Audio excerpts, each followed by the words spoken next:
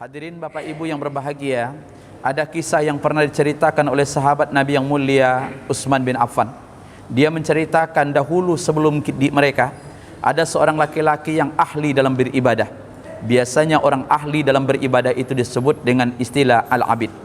Senantiasa setiap saat kerjanya hanya beribadah, pulang dari rumah berangkat ke masjid, dan itu rutinitas yang ia lakukan. Satu ketika, kata Utsman bin Affan, ada seorang wanita pelacur yang tertarik untuk menggodanya. Maka ia mengirimkan utusannya menemui orang alim tersebut, kemudian meminta dia untuk bersedia menjadi sebuah persaksian di dalam sebuah perundingan yang telah diwacanakan. Maka Bapak Ibu yang berbahagia, sampai pada waktu yang dijanjikan tersebut, maka orang ahli ibadah itu datang ke rumah pelacur tersebut. Tapi apa yang terjadi? Begitu laki-laki ahli ibadah itu masuk, maka seluruh pintu rumah pun ditutup dan pembantunya pun meninggalkannya. Maka keluarlah wanita tersebut dengan pakaian yang sangat tidak pantas untuk dilihat, dengan penampilan yang sangat seksi, bersama di sampingnya seorang bayi, dan kemudian ada segelas khamar yang sudah dipersiapkan. Betapa kagetnya ahli ibadah itu melihat apa yang dia lihat tidak sesuai dengan apa yang dia bayangkan. Maka wanita pelacur itu mengatakan, "Wallahi, sesungguhnya saya mengundang antum untuk hadir ke tempat ini bukan memberikan kesaksian, tetapi ingin mengajak anda untuk melakukan kemaksiatan." Kata Utsman bin Affan radhiyallahu an, akhirnya betapa kagetnya orang ahli ibadah itu. Tapi dia mengatakan, ada 3 alternatif yang bisa engkau lakukan. Pertama, engkau bercinta dengan saya, atau engkau membunuh anak laki-laki ini, atau engkau akan minuman khamar. Seluruhnya ditolak oleh ahli ibadah tersebut. Dia mengatakan, saya tidak mungkin akan berzina, karena dia mengerti bahwa zina itu fakhisah, sejelek-jeleknya dan seburuk-buruknya perbuatan. Dia tidak akan membunuh, karena dia tahu bahwa membunuh itu termasuk minal kabair, di antara dosa besar. Apalagi minuman khamar, karena memang Rasulullah mengatakan al-khamr umul abais, bahwa minuman khamar itu adalah ibu dari segala dosa. Maka subhanallah, wanita itu memberikan warning, kalau engkau tidak mau melakukan satu di antara 3 hal tersebut, maka saya akan teriak di rumah ini, lantas orang akan datang dan saya akan sampaikan kepada mereka bahwa engkau masuk ke rumah saya tanpa izin.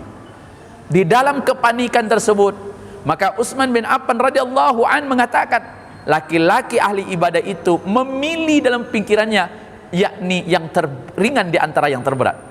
Apa yang dia pilih? Minuman khamar. Dia nikmati minuman itu dengan harapan selesai seluruh masalahnya. Tapi apa yang terjadi Bapak Ibu yang berbahagia? Setelah dia minum minuman khamar itu, akalnya sudah tidak lagi normal, perilakunya tidak terkontrol. Maka ketika itulah dia berzina dengan wanita pelacur tersebut. Setelah berzina, dia takut diketahui orang lain. Jangan-jangan anak ini akan menjadi persaksiannya di kemudian hari. Karena itu pula lah akibatnya, dia membunuh yang namanya anak tersebut. Akhirnya apa? Satu di antara dosa yang ia anggap bisa menyelesaikan masalah, rupanya ketiga dosa itu dia lakukan. Apa penyebabnya? Hanya minuman khamar. Khamar itu kalau dalam bahasa Arabnya, ulumul fikihnya disebut segala sesuatu yang memabukkan. Kalau hari ini mungkin lebih ditafsirkan lebih luas, tidak hanya minuman itu yang beralkohol, tapi juga masuk dalamnya sesuatu yang memabukkan. Karena khamar itu adalah sesuatu yang memabukkan, termasuk dalam hari ini itu yang disebut dengan narkoba. Maka Bapak Ibu yang berbahagia, Utsman bin Affan mengatakan, fajtanibuhu, jauhilah oleh kalian khamar, karena di dalam diri seseorang tidak akan berkumpul antara khamar dengan iman. Apabila ada iman di dalamnya, maka khamar tidak akan masuk, dan apabila ada khamar di dalamnya, maka iman tidak akan berjumpa di dalamnya. Maka tadi hadis Rasulullah mengatakan, al-khamru ummul khaba'is, bahwa minuman khamar itu adalah ibu dari segalian dosa yang ada. Maka Rasulullah mengatakan, faman saribaha, barang siapa yang meminumnya, la yuqbal salatahu arba'ina yawman. Barang siapa yang meminumkan khamar, maka Allah tidak akan terima salatnya 40 hari. Waman mata, kemudian kata Rasulullah, barang siapa yang mati, kemudian ada khamar di dalam perutnya, pamata mata jahiliyah, maka orang itu mati, matinya adalah mati jahiliyah. Bapak Ibu yang berbahagia, itulah yang terjadi di negeri ini. Hampir saja ada sebuah peristiwa yang tidak pernah terbayangkan. Ketika Presiden mengeluarkan peraturan Presiden nomor 10 tahun 2021, turunan dari Undang-Undang Cipta Kerja yang memang kita tolak dari tahun 2020. Apa yang terjadi Bapak Ibu yang berbahagia? Sudah ditandatangani dari tanggal 5 Februari, tapi baru minggu pekan-pekan ini saja dia baru viral. Lupa gitu. Setelah itu meledak-ledak. Bahkan kalau Bapak pernah baca, karena maaf, yang dicabut itu hanya lembaran ketiga, karena ada beberapa lembaran, ada beberapa lampiran. Lampiran ketiga urutan nomor 31 sampai 44, kalau Bapak pernah membaca, itu ceritanya tentang perizinan bagi investasi baru. Jadi maaf, peraturan ini tidak menyinggung yang lama-lama, Pak. Karena kalau Bapak baca hari ini, DKI Jakarta punya saham di Delta Bintang. Itu 30% yang Pak Anies dari dulu ingin menarik saham itu, tapi ditolak oleh DPR dengan alasan saham ini mendatangkan PT-PT. Masalahnya PT-PT, Pak. Itu ketua DPR-nya ngotot tidak akan mengizinkan pemerintah DKI untuk mencabut atau menjual sahamnya. Yang ada perundang-undang sekarang untuk investasi baru. Kalau Bapak pernah baca, bukan masalahnya dibuka di tempat wilayah saja, bukan hanya Papua, Bali, Sulawesi Utara dan NTT, tapi kalau daerah lain menginginkan seizin gubernur dan MUI silakan.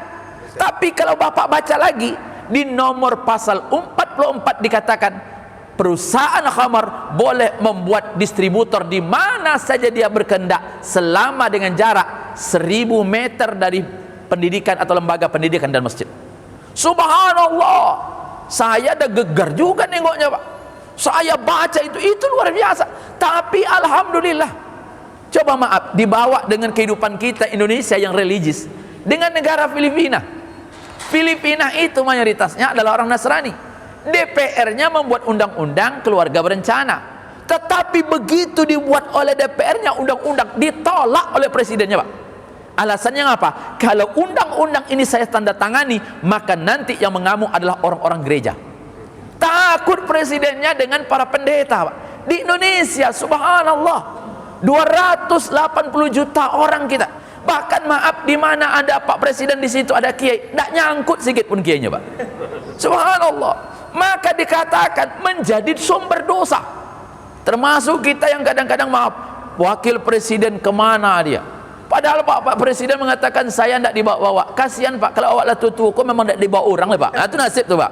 Subhanallah, luar biasa itu terjadi. Tapi Bapak membaca bagaimana munculnya dan apa alasannya.